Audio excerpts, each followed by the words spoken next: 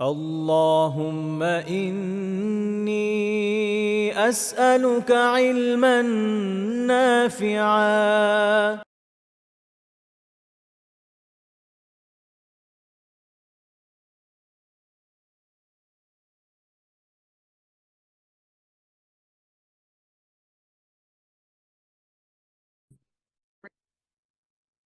الحمد لله نحمده ونستعينه ونستغفره ونؤمن به ونتوكل عليه ونعوذ بالله من شرور أنفسنا ومن سيئات أعمالنا من يهده الله فلا مضل له ومن يضلله فلا هادي له وأشهد أن لا إله إلا الله وحده لا شريك له وأشهد أن محمدا عبده ورسوله أما بعد فأعوذ بالله من الشيطان الرجيم بسم الله الرحمن الرحيم والفجر وليال عشر والشفع والوتر والليل إذا يسر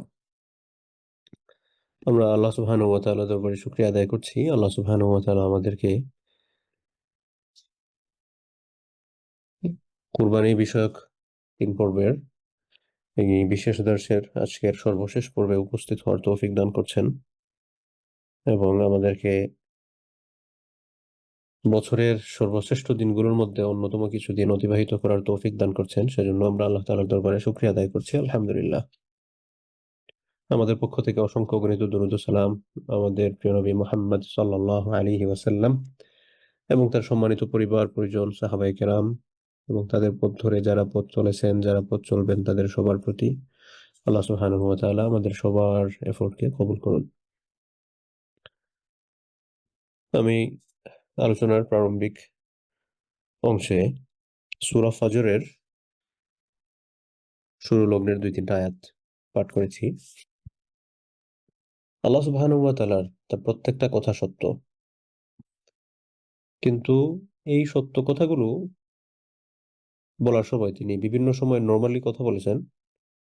কোনো ক্ষেত্রে দৃঢ়তাবাচক যে সকল শব্দ আছে অথবা যে সকল অব্যয় যেগুলাকে বলা হয় আরকি, প্রিপোজিশন টাইপ, এই সকল শব্দের ব্যবহার করে কিছু ক্ষেত্রে আল্লাহ সুবহানাহু ওয়া তাআলা কথা বলেছেন। আবার কিছু ক্ষেত্রে আল্লাহ সুবহানাহু ওয়া তাআলা সরাসরি শপথ করে বলেছেন, কসম করে বলেছেন। ইংরেজিতে যেটাকে ওথ বলা হয় আরকি। তো আল্লাহ সুবহানাহু ওয়া তাআলা তার যেখানে সকল কথা সত্য, বিন্দু পরিমাণ সন্দেহের কোনো অবকাশ নেই, কোন বিন্দু পরিমাণ সন্দেহ নাই এগুলার মধ্যে, চিরন্তন সত্য। এই সকল ক্ষেত্রে আল্লাহ সুবহানাহু ওয়া তাআলা কেন এই শপথ শব্দটার ব্যবহার করেছেন? এটার উত্তর হচ্ছে আল্লাহ সুবহানাহু ওয়া তাআলা এই সকল বিষয়ের গুরুত্বটা যে অপরিসীম, এগুলার ক্ষেত্রে কোনোভাবেই যে লুজার হওয়া যাবে না, এগুলার ক্ষেত্রে প্রত্যেকেই আমরা দৃঢ়তার সহিত যাতে টিকে থাকি, কোনোভাবেই চান্সটা যাতে আমাদের হাত থেকে মিস না হয়, সেটা এনশিওর করার জন্য আল্লাহ সুবহানাহু ওয়া তাআলা এই সকল প্রমিস বা ওথ এর ব্যবহার করেছেন। এখন কোন বিষয়ে আল্লাহ তাআলা শপথ করেছেন? যে সকল বিষয়গুলো আমাদের জন্য খুব গুরুত্বপূর্ণ। যেমন গত সপ্তাহে আমি বলেছিলাম আল্লাহ সুবহানাহু ওয়া তাআলা সময়ের শপথ করেছেন, ওয়াল আসর, সময়ের শপথ। মানে আমাদের জীবনের সময়টা কেমন গুরুত্বপূর্ণ? আপনি যদি বলেন আপনার জীবনের মধ্যে সবচেয়ে গুরুত্বপূর্ণ জিনিসটা কি? এটার উত্তর হচ্ছে সময়। এটা হচ্ছে এমন একটা জিনিস যেটা গেলে আর ফিরে পাওয়ার কোনো সুযোগ নাই। এরপরে আল্লাহ সুবহানাহু ওয়া তাআলা সূর্যের শপথ করেছেন, ওয়াশ-শামসি ওয়া দুহাহা। চন্দ্রের শপথ করেছেন, ওয়াল কামারি ইযা তালাহা। দিনের শপথ করেছেন, ওয়ান নাহারি ইযা জাল্লাহা। রাতের শপথ করেছেন, ওয়াল লাইলি ইযা ইয়াগশাহা। আকাশের শপথ করেছেন, ওয়াস সামাই ওয়া মা বানাহা। জমিনের শপথ করেছেন, ওয়াল আরদি ওয়া মা তাহাহা। হুম?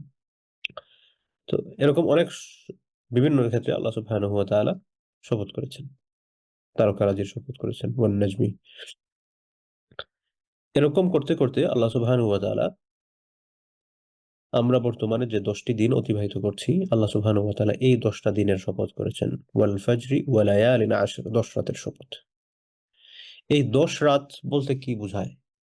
এটার উত্তর হচ্ছে মুফাসসিরিনে কেরামগণ বলেন, ফার্স্ট 10 days of যুলহিজ্জাহ। যুলহজ মাস যেটা আমরা এখন অতিবাহিত করছি, এটার প্রথম ১০ দিন।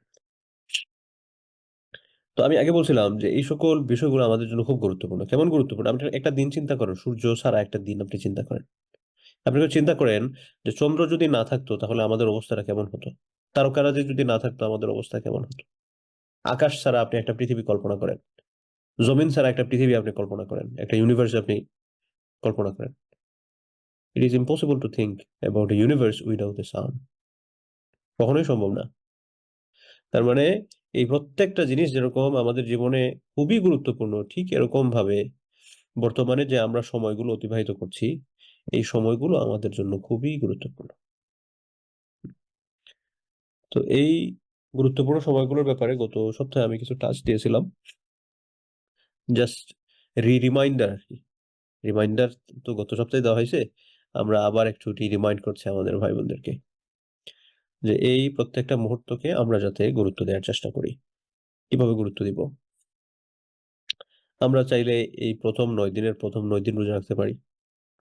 অথবা ৯ দিন যদি রোজা রাখা কষ্ট হয়, তাহলে আল্লাহ রাসূলের সাপ্তাহিক সুন্নাহ যেগুলো আছে, Monday and Friday, Monday and Thursday, সোম এবং বৃহস্পতিবার।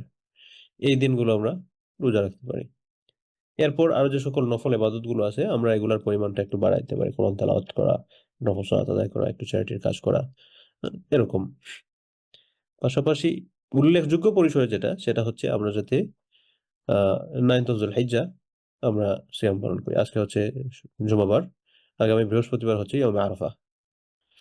তো 9th of যুলহিজ্জা আমরা যাতে সিয়াম পালন করার সুদৃঢ় চেষ্টা করি। শুধু এমনি নরমাল চেষ্টা যে না আমি সুযোগ পেলে রাখবো, এটা যাতে না হয়।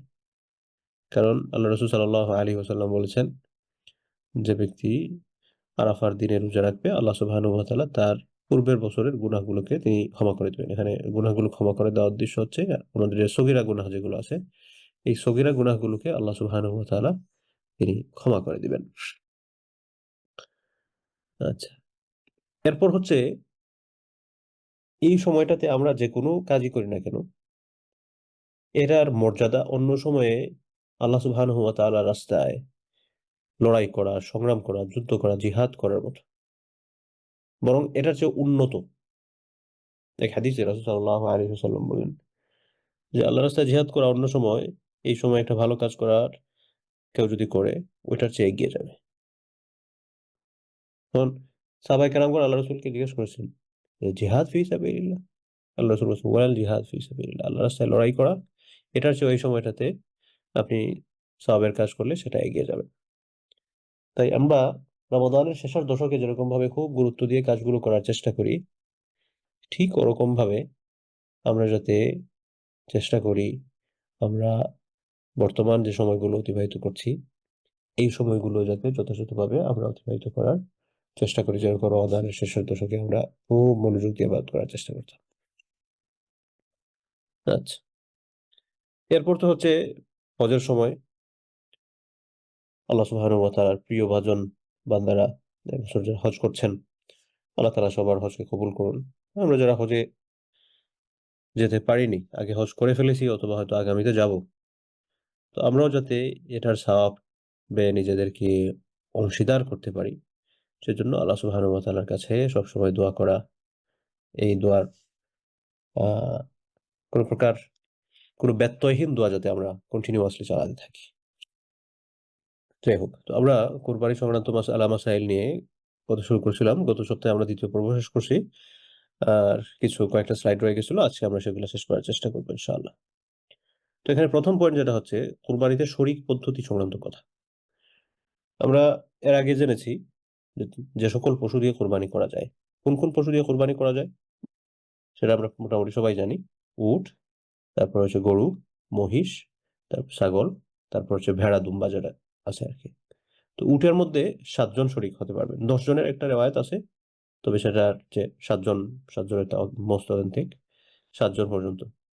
গরু বা মহিষের ক্ষেত্রে আপনি ৭ জন মিলে কোরবানি করতে পারবেন। ৭ টা অংশ থাকে।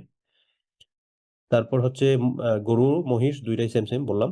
এবং এখানে বয়সের ব্যাপার যেটা, সেটা আগে মেনশন করেছি। উটের ক্ষেত্রে হচ্ছে সর্বনিম্ন ৫ বছর হতে হবে। গরু এবং মহিষের ক্ষেত্রে হচ্ছে সর্বনিম্ন ২ বছর হতে হবে। এবং ছাগলের ক্ষেত্রে আমরা ১ বছর মিনিমাম এটার যাতে বয়স হয় সেটা এনশিওর করব। এবং দুম্বার ক্ষেত্রে এটা ১ বছর হতে হবে। তবে এটা যদি হৃষ্টপুষ্ট হয় 1 বছর চেয়ে একটু কম আছে, সাপোজ মনে করেন 10 মাস, 11 মাস, 12 মাস, এরকম আর কি, 6 মাসের চেয়ে বেশি, এবং এটাকে দেখতে 1 বছরের মতোই লাগে, হৃষ্টপুষ্ট আছে, তাহলে সেটা দিয়েও কোরবানি করতে পারবেন। কিন্তু শরিকানা পদ্ধতির ক্ষেত্রে ছাগল এবং দুম্বাতে একজনের পক্ষ থেকে একটাই কোরবানি করা যাবে, সেখানে শরিক হওয়ার কোনো সিস্টেম নেই। সাপোজ মনে করেন আমার উপর কোরবানি ওয়াজিব, আপনার উপর কোরবানি ওয়াজিব, আমরা দুইজন মিলে চিন্তা করলাম যে চলো আমরা দুইজন মিলে একটা ছাগল কোরবানি করে ফেলি। না, এটা হবে না, দুইজনের কারো কোরবানি হবে না। দুইজন মিলে বললাম ঠিক আছে চলো আমরা একটা দুম্বা কোরবানি দিয়ে দিই, কারো কোরবানি হবে না। হুম? তো এজন্য উটের ক্ষেত্রে আমরা কয়জন পর্যন্ত শরিক হতে পারবো? 7 জন পর্যন্ত। এবং মহিষের ক্ষেত্রে কয়জন? 7 জন। গরুর ক্ষেত্রে কয়জন? 7 জন। এখন এর চেয়ে কমে করা যাবে কিনা? করা যাবে। আপনি আপনার নিজের একার পক্ষ থেকে আপনি মনে করলেন যে না, আমি আমার নিজের একার পক্ষ থেকে আমি একটা উট কোরবানি দিয়ে দিলাম, বা আমি আমার নিজের পক্ষ থেকে একটা গরু কোরবানি দিয়ে দিলাম, আমি আমার নিজের পক্ষ থেকে একটা মহিষ কোরবানি দিয়ে দিলাম। দিতে পারেন। 2 জন মিলে ঠিক আছে দিতে পারেন, 3 জন মিলে দিতে পারেন, 4 জন মিলে দিতে পারেন, 5 জন মিলে দিতে পারেন, 6 জন মিলে দিতে পারেন, হাইয়েস্ট 7 জন পর্যন্ত। অথবা আপনি চিন্তা করলেন যে না, আমি গরু কোরবানি দিব, অন্য এরা টাকা দেয় নাই, কিন্তু আমি আমার সাথে সাথে তাদেরকেও শরিক করে ফেলবো, সব যাতে তারা পান করতে পারেন। আপনি, আপনার আব্বা আম্মা, আপনার স্ত্রী, এরকম নিকটাত্মীয় যারা, আপনি যদি কাউকে ইনক্লুড করতে চান, অথবা সে যে আপনার আত্মীয় হতে পারে এরকম না, অন্য কারোর পক্ষ থেকে আপনি কোরবানি দিচ্ছেন, দিতে পারেন। তবে যার পক্ষ থেকে দিচ্ছেন আপনি তাকে জানাবেন। হুম, আচ্ছা, তো এটা হচ্ছে কোরবানিতে শরিক পদ্ধতি সংক্রান্ত কথা। কোরবানির গোশত বন্টন। কোরবানির গোশতের ক্ষেত্রে যদি কয়েকজন শরিক হয়ে কোরবানি দেন, এবং এটা এরকম হয় যে না, আমরা কুরবানি করার পর আমরা প্রত্যেকে এই মাংসগুলো নিজেদের মধ্যে আমরা সবাই ভাগ করে নিব, তাহলে এই ক্ষেত্রে এটা অনুমান নির্ভর ভাগ করা যাবে না, বরং গোশতটা ভাগ করে নিতে হবে ওজন করে, যাতে এটার মধ্যে কোনোভাবেই কোনো প্রকার কমি বেশি না হয়। কারণ যদি কমি বেশি হয় তাহলে কিন্তু এটা জায়েজ হবে না।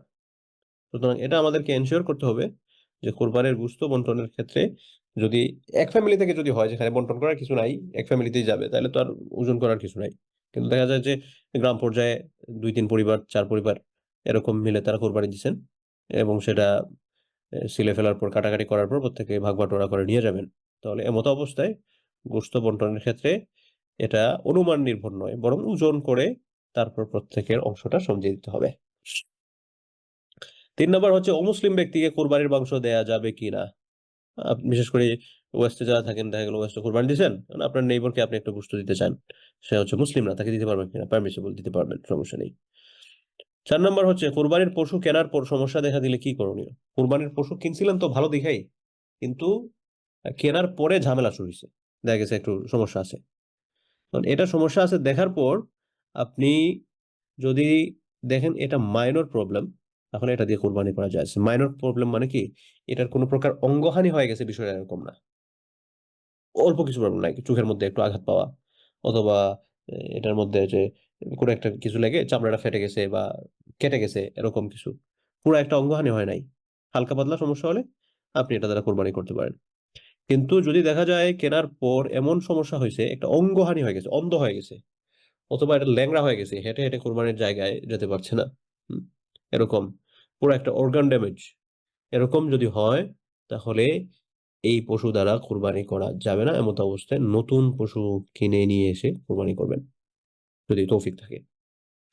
আর যদি তৌফিক না থাকে, যে দেখা গেল যে না, একটাই তৌফিক ছিল, আর তো করার ক্ষমতা নাই, তাহলে ইনশাআল্লাহ আর কিনতে হবে না। দরিদ্র ব্যক্তির কোরবানি। দরিদ্র ব্যক্তি আগেকার সময়ে মনে করেন সে বেচারা গরিব ছিল, এখন গরিব থাকার পরে তার মন চায় যে একটু আমি কোরবানি করি, আমার যতটুকু তৌফিক আছে আমি ছোট পরিসরে একটা কোরবানি করি, হয়তো এটার ওসিলায় আল্লাহ সুবহানাহু ওয়া তাআলা আমার ধন দৌলত বাড়ায় দিবেন। করতে পারেন কিনা? করতে পারেন, সমস্যা নেই। এরপরে পয়েন্ট হচ্ছে কোরবানি ওয়াজিব ছিল কিন্তু করেন নাই, হয়তো আগে দিনের আন্ডারস্ট্যান্ডিংটা ছিল না। হুম, ওয়াজিব কোরবানি ছিল কিন্তু করেন নাই, আবশ্যক ছিল, কোরবানি করা হয় নাই, এখন প্রায়শ্চিত্ত করতে চান, করণীয় কি? ক হয়ে গেছে, স্পেলিং মিস্টেক। প্রায়শ্চিত্ত করতে চান, করণীয়টা কি? করণীয় হচ্ছে কোরবানির সমপরিমাণ পয়সা আপনি সাদাকা করে দিবেন, অথবা কোনো পশু কিনে আপনি আল্লাহর নামে সাদাকা করে দিতে পারেন। হুম। এরপরে হচ্ছে পশু কিনেছেন কিন্তু কোনো কারণে কোরবানি করা হয় নাই। এই স্লাইডটা আমরা গত সপ্তাহে বলছিলাম। আচ্ছা, শেষ যেহেতু এটা বলে দিই। পশু ক্রীড়া হয়েছে, কোনো কারণে কোরবানি করা হয় নাই, এমত অবস্থায় করণীয় কি? এমত অবস্থায় করণীয় হচ্ছে যে আপনি এই পশুটা সাদাকাহ করে দিবেন। এটা আপনি জীবিত সাদাকাহ করে দিবেন। আর যদি না জেনে জবাই করে ফেলেন, গোশত সাদাকাহ করে দিবেন। ঠিক আছে? হতে পারে এরকম যে আপনি কিনছিলেন, কেনার পর দেখা গেছে কোনো একটা প্রবলেম হয়ে গেছে, এবং এই প্রবলেমটার কারণে আপনি কোরবানি করতে পারেন নাই। দেখা গেল ফ্যামিলি থেকে একজন অসুস্থ হয়ে পড়ছিল, তাকে হসপিটালাইজ করা লাগছে, বা এরকম কোনো একটা মেজর কোনো একটা প্রবলেমের কারণে এরকম একটা সিচুয়েশন, তাহলে আর কোনো এমত অবস্থায় পশু যেটা যদি কিনা হয়ে থাকে, তাহলে আপনি এটাকে সাদাকা করে দিবেন, অন্য কোনো উপায় নাই। এরপরে হচ্ছেন, পশু কেনা হয়েছে, কোনো কারণে কোরবানি করা হয়নি, দুইটাই সেম চলে আসছে। এরপরে কোরবানি ও আকিকা একসাথে করার হুকুম কি? কোরবানি এবং আকিকা একসাথে করার ক্ষেত্রে মশালা হচ্ছে, আকিকা করার সুন্নাহ সময় হচ্ছে সন্তান জন্মলাভের 7ম দিন করবেন। 7ম দিন করার মতো তৌফিক ছিল না, 14তম দিন করবেন। 14তম দিন করার মতো তৌফিক ছিল না, 21তম দিনে করবেন। এগুলো হচ্ছে সুন্নাহ সময়। কারণ যদি দেখা যায় যে না, এই 3টা সময় করা হয় নাই, তাহলে আপনি যে কোনো সময় করতে পারেন। এখন প্রশ্ন হচ্ছে, তাহলে কোরবানির পশুর সাথে আমি আকিকাটা দিতে পারবো কিনা? এটার মধ্যে উলামাদের ইখতিলাফ আছে, মতের ভিন্নতা আছে। হানাফি মাযহাবেও বরং মতের ভিন্নতা আছে। একটা মত হচ্ছে যে কোরবানির পশুর সাথে আপনি আকিকা দিতে পারবেন, আর একটা মত হচ্ছে যে না, কোরবানির জন্য আকিকা কোরবানির সাথে সংযুক্ত করা যাবে না। আমার কাছে বেস্ট মনে হয় কোরবানির সাথে আকিকাকে সংযুক্ত না করা। আকিকা আপনি সন্তান জন্ম হবে 7ম দিন বা 14তম দিন বা 21তম দিনে করলেন। যদি দেখা যায় যে না, আমার সুযোগ হয় না, অন্য কোনো সময় করবেন। কোরবানির পশুর সাথেই কেন আপনাকে জোড়া দিতে হবে? কোরবানি আসলেই কেন আকিকার কথা মনে হয়? তো আকিকা আলাদা করবেন, কোরবানি আলাদা করবেন। আমি আগেই বলছি, কোরবানি আকিকা একসাথে দেওয়ার ব্যাপারে ওলামাদের ইখতিলাফ আছে, কিন্তু আমার কাছে বেস্ট মনে হয় আকিকাকে আলাদা করা, কোরবানিকে আলাদা করা। এরপরের পয়েন্ট হচ্ছে, কোরবানির পশু জবাই করবেন কে? যিনি কুরবানি করতেছেন, যার পক্ষ থেকে কুরবানি করা হচ্ছে, তিনি নিজে জবাই করাটা হচ্ছে বেস্ট। রাসূল সাল্লাল্লাহু আলাইহি ওয়াসাল্লাম নিজে কুরবানি করতেন, নিজে কুরবানি করতেন। তো এর জন্য এটা উত্তম হচ্ছে যে আমার কুরবানি আমি নিজে করব, নিজে কুরবানি করাটা বেস্ট। এখন যদি দেখা যায় যে না, আমি কুরবানি করতে ভয় পাই, বা I am not comfortable to slaughter the animal, আমি অন্য কাউকে দিলাম, বা দেখা যায় এলাকার মানুষ মসজিদ ইমাম সাহেবকে দায়িত্ব দিয়ে বসে আছেন, উনি কোরবানির দিনে লম্বা ছুরি একটা নিয়ে এলাকার এই মাথা থেকে ওই মাথা পর্যন্ত উনি জবাই দিতে থাকেন, আর কিছু হাদিয়া তোফা নেন। তো এরকম যদি করেন, পারমিশন আছে, পারমিসেবল, আপনি করতে পারেন, নো প্রবলেম। বাট নিজের পশু নিজে কোরবানি করাটা, এটা হচ্ছে বেস্ট। এরপরের পয়েন্ট হচ্ছে, কোরবানির পশু থেকে ফায়দা গ্রহণ করা যাবে কিনা। সাপোজ আপনি উট একটা কিনে নিয়ে আসছেন, অথবা গরু একটা কিনে নিয়ে আসছেন, যে কুরবানির কয়দিন বাকি আছে, এখন হাল চাষের সময়, যে আমি এটা দিয়ে একটু হাল চাষ করে ফেলি। অথবা উট নিয়ে আসছেন আপনি, এটা দিয়ে ঠিক আছে, আমি একটু নিজে এটা চালাই। হ্যাঁ, কুরবানির পশু থেকে কোনো প্রকার কোনো ফায়দা গ্রহণ করা যাবে না, এটা করবেন না। কোরবানির পশু, এটা থেকে আমরা কোনো ফায়দা গ্রহণ করব না। এরপর হচ্ছে, কোরবানির পশু হারিয়ে গেলে বা চুরি হয়ে গেলে করণীয় কি? এটার হুকুমটা আগে যে ত্রুটিযুক্ত পশুর ক্ষেত্রে বলছি, ওটার কিছুটা এটার মতো। কোরবানির পশু যদি হারায় যায় বা চুরি হয়ে যায়, তাহলে এমত অবস্থায় ব্যক্তির যদি তৌফিক থাকে আরেকটা কিনার, তাহলে উনি আরেকটা কিনে এনে কোরবানি করবেন। আর এখানে একটা কথা হচ্ছে যে, কুরবানি তো হারা গেছে, আমি আরেকটা কিনে নিয়ে আসছি, এটা কোরবানি করছি, এখন পরবর্তীতে দেখা গেছে ওই হারানো যেটা ছিল ওইটা ফিরে আসছে, এখন করণীয় কি? এই ক্ষেত্রে বেস্ট হচ্ছে ওই গরুটাও সাদাকাহ করে দেয়া। কিন্তু যদি আপনি সাদাকাহ না করেন, তাহলে একটা অনুত্তম কাজ করলেন, তো এটার জন্য গুনাহ হবে না। এরপর হচ্ছে পাগল পশুর কোরবানি। একটা পশু এটা পাগল হয়ে গেছে, এটার মাথায় কাজ করে না, পাগল পশু দিয়ে কোরবানি করা যাবে কিনা? পাগল পশু দিয়ে কোরবানি করার ব্যাপারে ওলামাদের মধ্যে ভিন্নতা আছে। ইমাম হাসান আল বসরি, তার থেকে একটা রেওয়ায়াত পাওয়া যায়, তিনি এটার পক্ষে, যে পাগল পশু দিয়ে কোরবানি করা যাবে। কিন্তু অন্য ওলামারা বলছেন যে না, মাথা কাজ করছে না, মিন্স ব্রেইন ড্যামেজ, মাথা যথাযথ কাজ করছে না, তাহলে এটা অর্গান হানির মতো, সুতরাং এটা দ্বারা কোরবানি করা যাবে না। তো আমরা চেষ্টা করবো পাগল পশু দিয়ে কোরবানি না করতে। এবং গরু তো আর অভাব নাই, বা কোরবানির পশুর যে অভাব লাগছে, যে আমি পাইতেছি না, এখন পাগলটা দিয়ে আমার কোরবানি করা লাগবে, এরকম তো সিচুয়েশন না। এরপর আরো কিছু মাসালা। প্রথম পয়েন্ট হচ্ছে কুরবানি দাতার জন্য কুরবানির গোশত খাওয়াটা মুস্তাহাব, এটা উত্তম কাজ। আপনি বা আমি, আমরা যারা কুরবানি দেই, এই ক্ষেত্রে ঈদের দিনের সুন্নাহ হচ্ছে আপনি কুরবানির গোশত দিয়ে আপনি প্রথম খাবারটা গ্রহণ করা। রাসূল সাল্লাল্লাহু আলাইহি ওয়াসাল্লাম তিনি ঈদের নামাজ পড়ে এসে কুরবানি করতেন এবং ঈদের নামাজে যাওয়ার আগে তিনি কোনো কিছু খেতেন না। না খেয়ে উনি কুরবানি ঈদের নামাজ পড়ে এসে কুরবানি করতেন। কুরবানি করে তারপর দিনের প্রথম আহারটা তিনি ওই কুরবানির গোশত দিয়ে করতেন। সো এটা হচ্ছে মুস্তাহাব, জরুরি কিছু না। আপনি যদি না করেন যে না আমি কুরবানির গোশত দিয়ে না খেয়ে আমি পেটে খিদা লাগছে খেয়ে ফেলি, এটা গুনাহের কাজ, এরকম কিছু না। আপনি এটা বেস্ট অপশন ছিল চুজ করার, করেন নাই, আপনি নরমাল অপশনটা চুজ করছেন, দ্যাটস ইট। এটা আর কি। এরপর হচ্ছে এখানে আরেকটা কথা, যারা চ্যারিটিতে আমরা কোরবানি দিয়ে দিই, মনে করেন ওয়েস্টে যারা থাকেন নিজেদের কোরবানি করা হয় না পরিবেশ পরিস্থিতির কারণে, হেডেক লাগে বেশি, যে আমি চ্যারিটিতে দিয়ে দিলাম। তো চ্যারিটিতে দিয়ে দিলে তো নিজের আর গোশত খাওয়ার এই ক্ষেত্রে সুযোগও নাই। কিন্তু বেস্ট হচ্ছে যদি আমার সুযোগ থাকে তাহলে আমার কোরবানিগুলো আমি নিজে দিব, দিয়ে আমি এটা নিজেও খাবো, গরিব মিসকিনদের মধ্যেও বিতরণ করব, আশেপাশে যদি পাড়া প্রতিবেশী থাকেন তাদেরকেও দেওয়া যেতে পারে।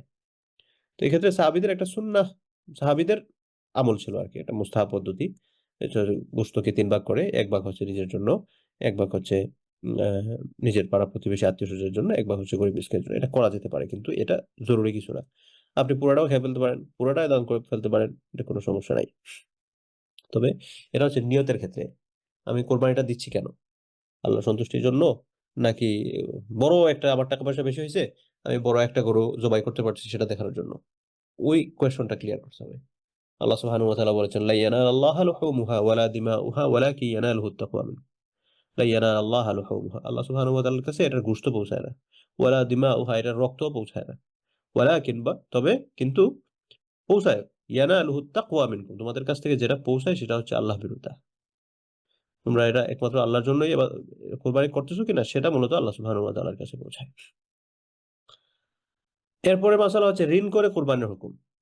ঋণ করে দেখা গেছে আপনার কাছে আগে টাকা ছিল, বা টাকা এখনো আছে কিন্তু সেটা অন্যের কাছে বা বিজনেসের মধ্যে বিনিয়োগ করা আছে, এই মুহূর্তে হাতে ক্যাশ টাকা নাই, কুরবানির সময় চলে আসছে, আপনি বললেন যে এখন বিজনেস থেকে টাকা বের করে লাভ নাই, এটা চলুক, আমি একজনের কাছে টাকা ঋণ নিলাম, ভাই আমার দেন তো ২০-৩০ হাজার বা ৫০ হাজার বা যেটাই কোরবানি করবো এই পরিমাণ আমার একটা পয়সা দেন, আমি এটা দিয়ে গরু কিনে কোরবানি দিলাম, হবে কিনা, বা ছাগল দিলাম, যারাই দিই হবে, সমস্যা নেই।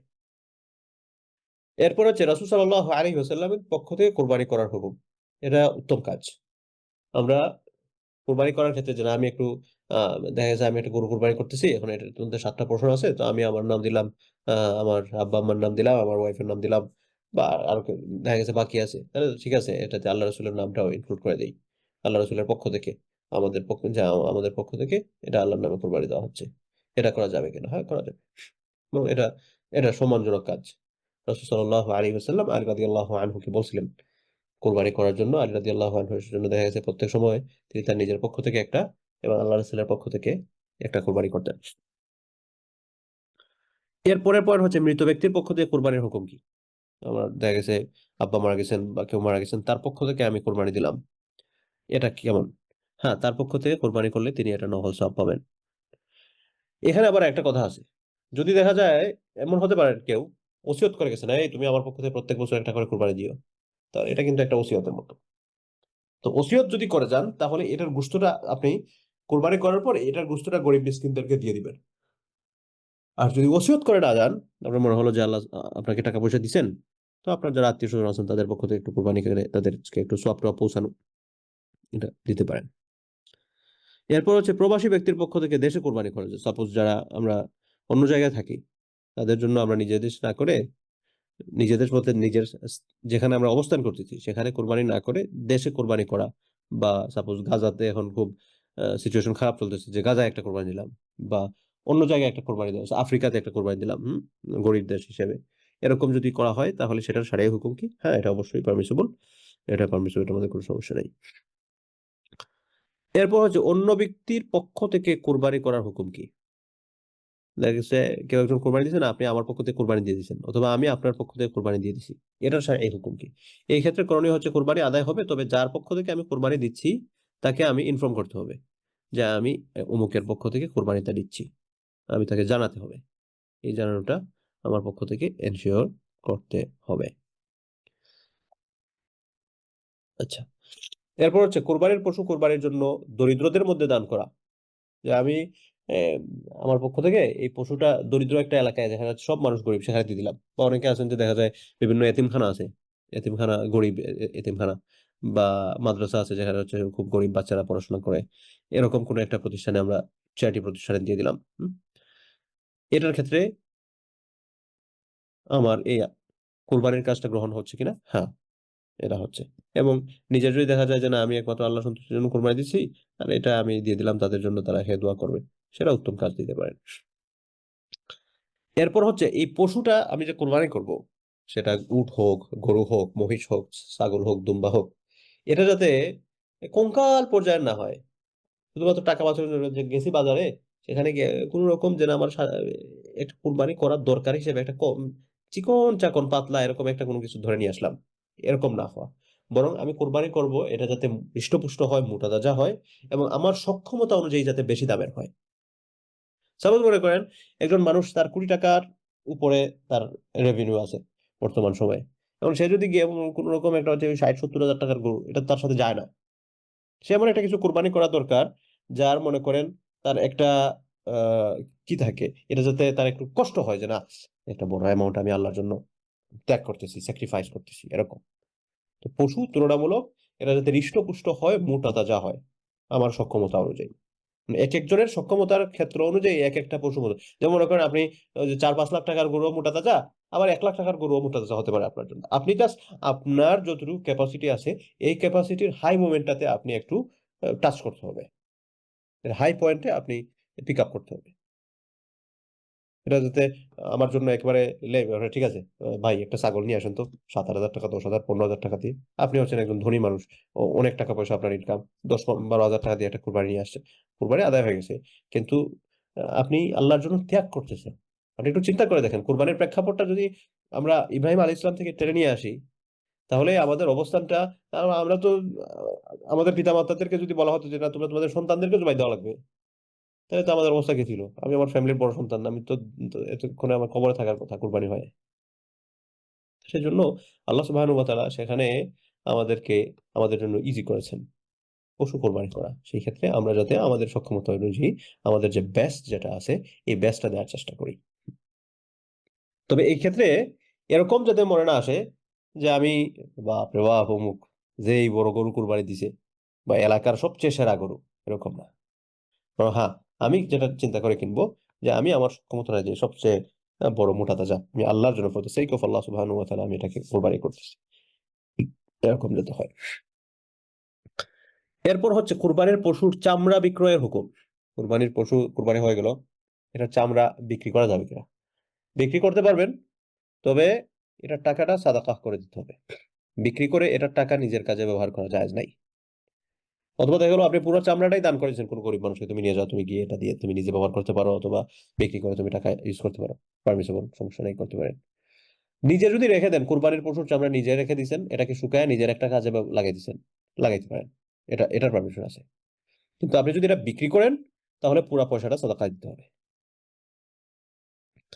আচ্ছা, এরপর হচ্ছে কোরবানির চামড়া কি করা হবে? ওই যে বললাম, আপনি চাইলে এটা কোনো দরিদ্র মানুষকে দিতে পারেন, অথবা আপনি যদি বিক্রি করেন, তাহলে এটার টাকা পয়সাটা আপনি সাদাকাহ করে দিবেন। আর যদি নিজের জন্য রেখে দেন, যে আমি এটাকে শুকিয়ে আপনি নিজের একটা কোন কাজে আপনি এটাকে ব্যবহার করবেন, এটার পারমিশন আছে কিনা? হ্যাঁ, এটার পারমিশন আছে। এরপর হচ্ছে ফকির ব্যক্তির জন্য কোরবানির গোশত বা চামড়া বিক্রয় করার হুকুম কি? অর্থাৎ যে ব্যক্তিকে আপনি দিছেন, সেই ব্যক্তি গিয়ে আপনি তারা কোরবানির গোশত দিছেন, সেটা নিয়ে না খেয়ে এটা নিয়ে বিক্রি করলো। যেমন মনে করেন কোরবানির দিন মোটামুটি শহর পর্যায়ে মাঝে মধ্যে দেখা যায় গোশতের হাট বসে অল্প দামে। আর এখান থেকে বিভিন্ন ব্যবসায়ীরা একটু কিনে নেন, যাতে পরবর্তীতে তাদের হোটেল-টোটেল যাদের আছে, তারা এগুলাতে একটু ব্যবহার করবেন। তো এরকম যদি হয়, ফকির আপনি একজনকে দিয়ে দিছেন, উনি গিয়ে এটা কোরবানির গোশত বা চামড়া বিক্রয় করছেন, সেটা তার জন্য পারমিসিবল আছে। সেটা তার ব্যাপার। কিন্তু আপনি কোরবানির দাতা, আপনি আপনার কোরবানির গোশত এটা আপনি বিক্রয় করতে পারেন না। আপনি এটাকে কোনো বিনিময়ের জন্য দান করতে পারেন না। আপনি আ এখান থেকে সহজ কথা হচ্ছে, এটা থেকে আপনি কোন প্রকার কোন অ্যাডভান্টেজ আপনি নিতে পারবেন না। আপনি শুধু খেতে পারবেন কোরবানির গোশত। খেতে পারবেন। নিজের জন্য আপনি খাওয়া বৈধ। তবে এটা থেকে কোনো বেনিফিট নেওয়া, এটাকে একটা বিজনেস পণ্য বানানো, এটা থেকে ফায়দা নেওয়ার সুযোগ নাই। জাস্ট চামড়া নিজের জন্য ব্যবহার করতে পারবেন। এরপরের পয়েন্ট হচ্ছে কল্যাণ সংগঠনকে কোরবানির পশু দান করা। সাপোজ চ্যারিটি অর্গানাইজেশনকে ওয়েস্টে যারা আমরা থাকি, বেশিরভাগ দেখা যায় আমাদের কোরবানিগুলো আমরা এমন প্রতিষ্ঠানে দান করি যারা হচ্ছে বিভিন্ন জায়গায় বিভিন্ন গরিব দেশে কোরবানি দিচ্ছেন। এদেরকে কোরবানির পশু দিতে পারবেন, তবে কয়েকটা বিষয় এনশিওর করতে হবে। প্রথম বিষয় হচ্ছে ওনাদের মধ্যে ট্রান্সপারেন্সি আছে কিনা, ওনারা ঠিকঠাক মতো এই কাজগুলো করতেছেন কিনা। হ্যাঁ, এটা হচ্ছে একটা। ২ নম্বর বিষয় হচ্ছে যারা করতেছেন এরা কোরবানির আহকাম গুলো জানেন কিনা, কোরবানির হুকুম আহকাম গুলো তারা এটা যথাযথভাবে জানেন কিনা, সুন্নাহ সম্মতভাবে যাতে কোরবানিটা করা হচ্ছে কিনা, এই বিষয়গুলো তারা যাতে এনশিওর করেন এটা। এরপর হচ্ছে এটা আমি তাদেরকে দেওয়ার উদ্দেশ্য কি, তারা গরিব দেশগুলোতে এটা বিতরণ করবেন, ওনারা এটা করতেছেন কিনা এই বিষয়গুলো জেনে। সহজ কথা হচ্ছে আমরা এমন কোনো প্ল্যাটফর্মের সাথে নিজেদেরকে জড়িত করব যাদের সম্পর্কে আমাদের আইডিয়া আছে। এরকম যাতে না হয় আমি তাই কোরবানির জন্য পয়সা দিছি, উনি পয়সা খেয়ে বাসায় শুয়ে আছেন, এরকম যাতে না হয়, আল্লাহ মাফ করুন। এরপর হচ্ছে মান্নত এবং কুরবানি একসাথে করার হুকুম কি। একজন মানুষ মান্নত করছে, সাপোজ আমি একটা বিপদে পড়ছি, আমি এই বিপদ থেকে উদ্ধার হলে আল্লাহ আমি একটা কুরবানি করব, এরকম। তো মান্নতের ব্যাপারে আমি আগেও কথা বলেছি যে মান্নত এটা করা হালাল যদি আপনার হালাল মান্নত হয়ে থাকে। যেমন মনে করে একজন মানুষ সে হচ্ছে মান্নত করছে আমি এই বিপদ থেকে উঠে গেলে আমি হচ্ছে অমুকের মাজারে যাব, এটা হারাম মান্নত, এটা ফুলফিল করা যাবে না। কিন্তু হালাল মান্নত করছে আল্লাহ এই বিপদ থেকে উদ্ধার করে দিলে আমি হচ্ছে আল্লাহ রাস্তায় একটা গরু কুরবানি দেব, এটার ক্ষেত্রে হুকুম কি। তো এই ক্ষেত্রে যদি আপনি হালাল মান্নত করে থাকেন তাহলে এটা পারমিসিবল। আপনি এটা শুধু পারমিসিবল না, আপনি এটা এনশিওর করতে হবে যে আপনি এটা দিচ্ছেন, এটা দিচ্ছেন। এখন কথা হচ্ছে মান্নত এবং কোরবানি দুইটাকে একসাথে করতে পারবেন কিনা। মান্নত এবং কোরবানিকে একসাথে করতে পারবেন, এটার মধ্যে একটু ইখতিলাফ আছে, তবে যদি আমি পারার মতটা নেই তাহলে শর্ত হচ্ছে আপনি এটার গুস্ত খেতে পারবেন না, গরিবদেরকে দিয়ে দিতে হবে। তো বেস্ট হচ্ছে মান্নত এবং কোরবানি দুইটা আলাদা করা। এরপর হচ্ছে সালাত ত্যাগকারী ব্যক্তির কুরবানি, যে ব্যক্তি রেগুলারলি নামাজ পড়ে না। এটা এরকম না যে হঠাৎ করে একটু কাজা হয়ে গেছে, ঘুমায় গেছিলেন, এরকম হয়ে গেছে, এরা না। ইচ্ছাকৃতভাবে মান তারাকা সালাতা মুতাআম্মিদান, যে ব্যক্তি ইচ্ছাকৃতভাবে নামাজ ত্যাগ করে, তার ব্যাপারে হুকুম কি। তার ব্যাপারে শরীয়তের হুকুম হচ্ছে সে কুফরি পর্যায়ের গুনাহ করতেছে, যে রেগুলারলি নামাজ পড়ে না। ওই ব্যক্তির কুরবানি করার হুকুম কি। অনেক ওলামারা বলে থাকেন যে ওই ব্যক্তির কুরবানি এটা হবে না, ওই ব্যক্তির কুরবানি হবে না, এটা জাস্ট গোশত খাইতেছে। এরপরের পয়েন্ট হচ্ছে মারা যাওয়ার পূর্বে যদি কেউ ওসিয়ত করেন তার নামে কোরবানি করতে, তাহলে কি করা হবে।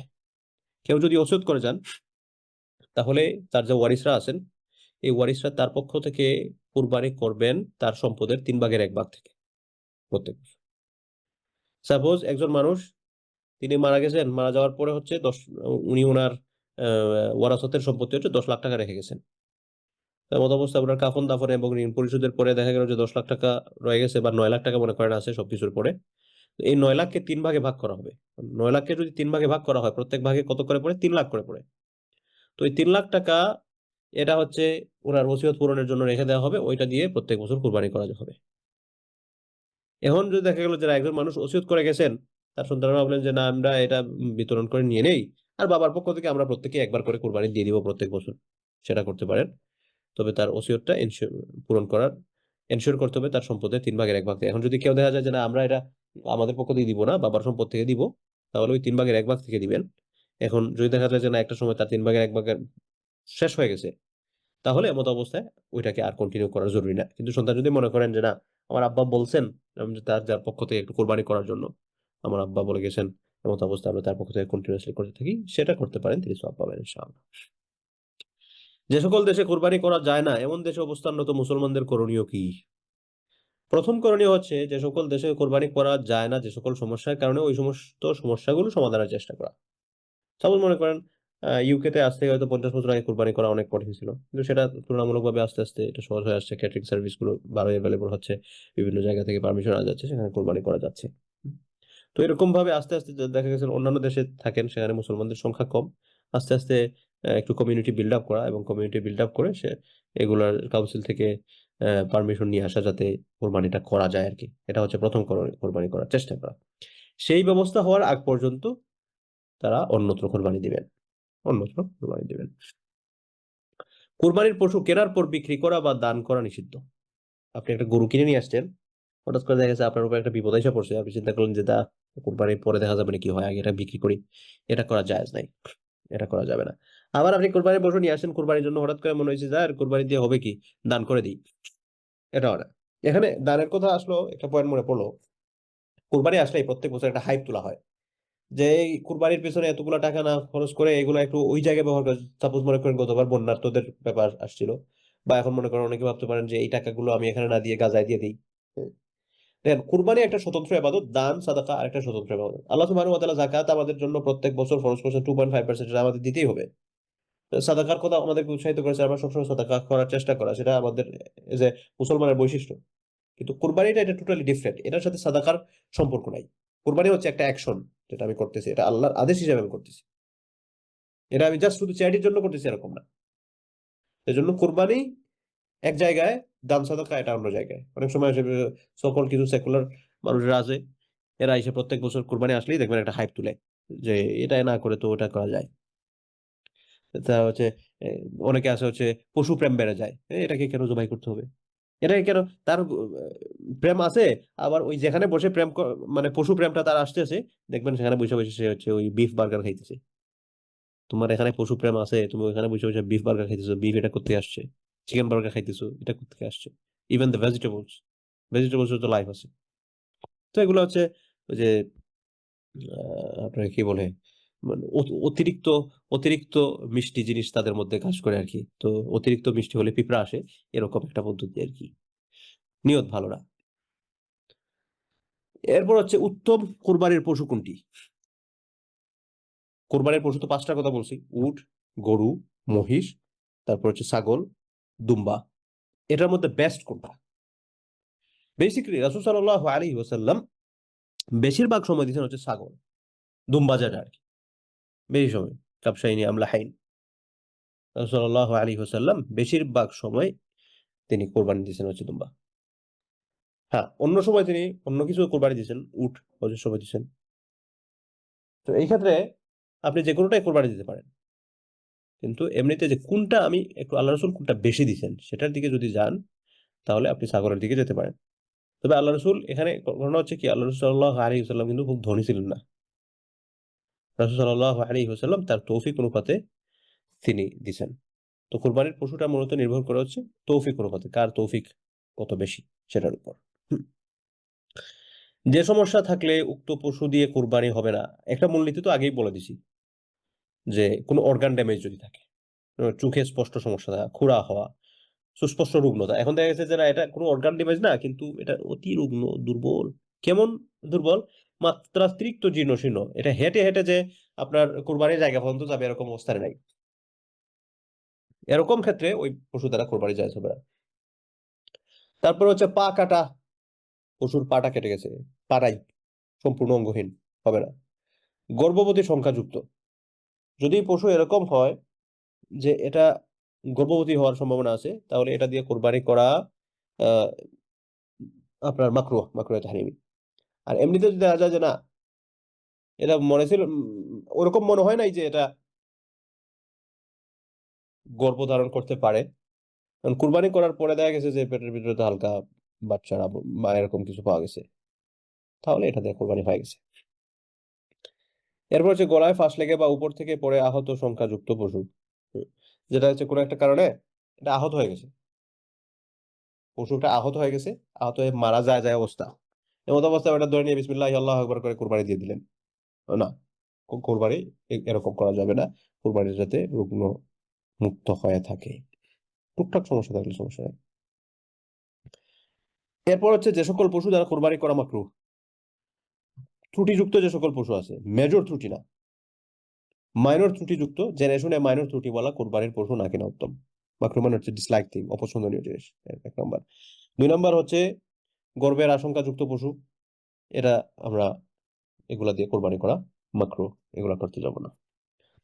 এরপর হচ্ছে ঈদের সালাতের আগে কোরবানি করলে এটার হুকুম কি? নামাজে না, ঠিক আছে, ফজর নামাজ পড়ে বিসমিল্লাহ আল্লাহু আকবার, এটা যদি করেন তাহলে এটা দ্বারা ব্যক্তির কোরবানিটা আদায় হয় নাই। রাসূল সাল্লাল্লাহু আলাইহি ওয়াসাল্লাম বলেছেন যে ব্যক্তি সালাতের আগে কুরবানি করলো সেই ব্যক্তি আসলে জাস্ট গোশত খাওয়ার জন্য কুরবানি করলো।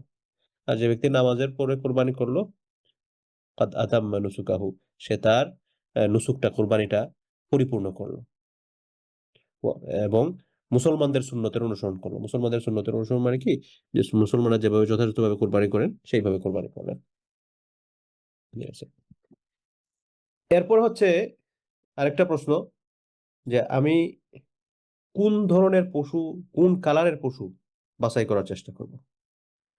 তো রাসূল সাল্লাল্লাহু আলাইহি ওয়াসাল্লাম যে কুরবানি করতেন, এই কুরবানিটা হচ্ছে কাবসুন আমলাহ। দুম্বাটা আপনার আমরা ওই যে মাখরা রং বলে থাকি আর কি আমাদের সিলেটে, এটা আর কি বিভিন্ন কালার, বিভিন্ন কালারের একটা কম্বাইন এটার মধ্যে এরকম এরকম ওই ধরনের কোরবানির পশুটা যদি পাওয়া যায় এটা বেস্ট। তবে এটা জরুরি কিছু না যে এরকমই পশু একটা কি করতে হবে, এরকম না। কারণ যেটা দেখলে খুব সুন্দর, দেখলে ভাল লাগে, দেখলেই মনে হয় যে না খুব সুন্দর একটা পশু, এরকম। আবার এখানে আমলাহের আরেকটা অর্থ আছে, দুই শিংওয়ালা। দুই শিংওয়ালা যে পশু, যে আমি কি করব, এটা সুন্দর যে দুইটা শিং, এরকম দুইটা শিং সহ আমি পশু নির্বাচনের চেষ্টা করব। আচ্ছা, তো এই পর্যন্ত আমরা যে সকল কথাগুলো বললাম, এরপর কি স্লাইড আছে নি? না। তো এই পর্যন্ত আমরা যে সকল কথাগুলো বললাম কোরবানি রিলেটেড, এর মধ্যে অথবা এর বাইরে কোরবানি রিলেটেড বা কোরবানির বাইরে আপনাদের যদি অন্য কোনো প্রশ্ন থাকে তাহলে আপনারা হ্যান্ড রাইজ করতে পারেন, আমরা উত্তর দেওয়ার চেষ্টা করবো ইনশাআল্লাহ।